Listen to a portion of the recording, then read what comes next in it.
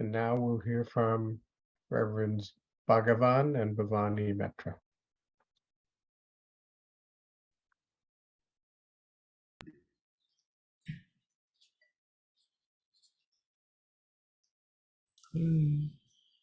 Hari Om. So nice to be here with you all. I know that all these souls who are honoring today are getting a big boost because we have done so many beautiful services for them.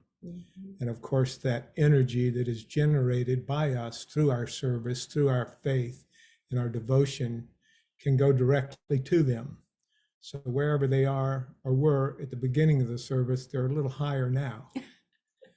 I think that I'm going to sign up now, Shankar, for this service so that when my time comes, sometime between the next breath, and I'm going to say maybe 23 years. My mother made 100 and passed last year. So maybe I'll make 100, who knows? But I'm signing up now, so put my name down. Grief is a necessary part of all of this. Grief should be honored. When we first get that call, when someone had passed, it just hits us so hard in our hearts. Sometimes we can't even say anything. It stuns us, and we may have tears. We may not even be able to have tears. We may just be in shock. Why do we have that grief? We actually have that grief because of our love. It seems counterintuitive that love would bring grief, but in fact it does.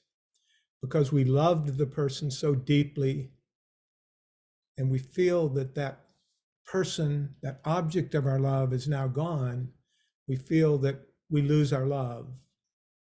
But love is not so easily fooled.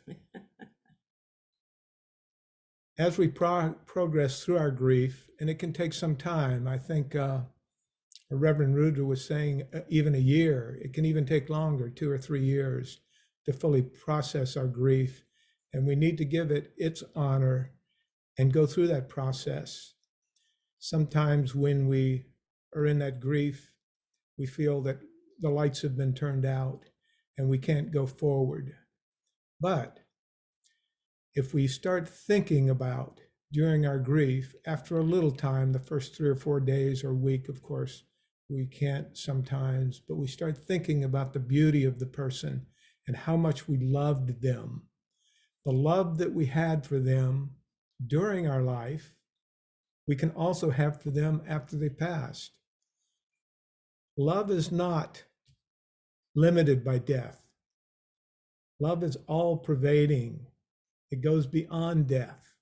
It goes beyond everything, every idea, every passing. So as we go through our grief, let's also feed a little love in. Let's remember the person in love. And it may bring tears again, of course, because our hearts are gentle, our hearts are soft. And when we think of that person, we hurt. But then the love starts taking over again for us. We can even give them a cup of coffee. We can even speak with them. We can talk to them just like we're talking to a living person, like the Latino population is doing now, very recently, for the Day of the Dead. They come and they offer to their family. So we can keep doing that. We can keep offering to our family and our friends. And in that, we can feel that love again. We can feel it. It never has to leave us. So by doing that, we turn from grief to celebration. And we can remember them, tell stories about them, honor them, glorify them even through our love. My turn. So the next thing after grief, I think, and one of the things that happens really, it happened very quickly for us when we lost our grandson, Thor. And that was gratitude. Boy, I'll tell you what, a grateful heart for that young man's 19 years. All he did, all we heard from those that loved and cared about him, it was remarkable. It was remarkable. And remembering and hearing the gratitude in so many people's lives that he touched was healing.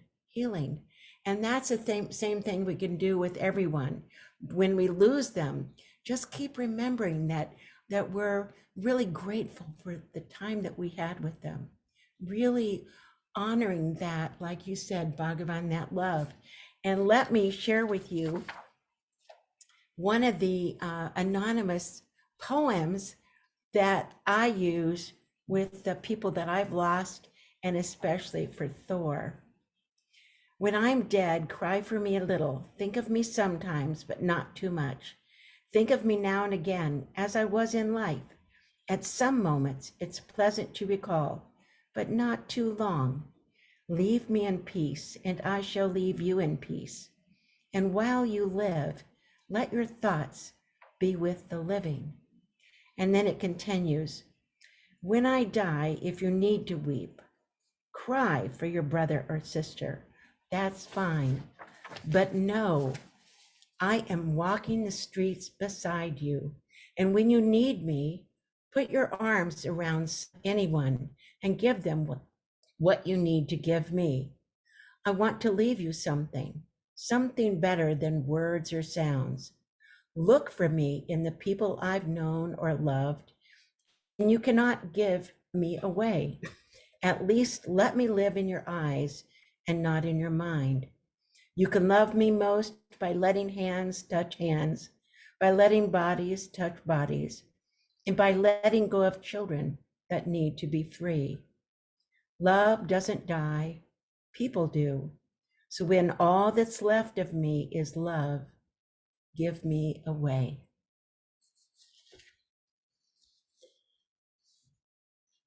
Thank you so much. The slideshow was particularly moving with all the young and older folks. And I know they were full of this love and memories that all of you had with them and for them.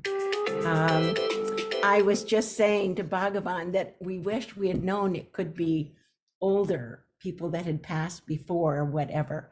Next year, perhaps we'll put some of those pictures in as well. But the love and the care and the joy of having them been in our lives was palpable. And of course, it was so delightful to have our guru chanting in the background. Thank you so much. Thank you so much. And in closing, we never know when death is coming. So please, keep those that you love, keep your I love yous current. always in parting. And everyone, we say, I love you. And Always. We're saying that to you now. Yes. We do Yes. love you. Yes. And if we don't know you, we love you anyway. We're going to love you more when we meet you. Thank you. Om Shanti.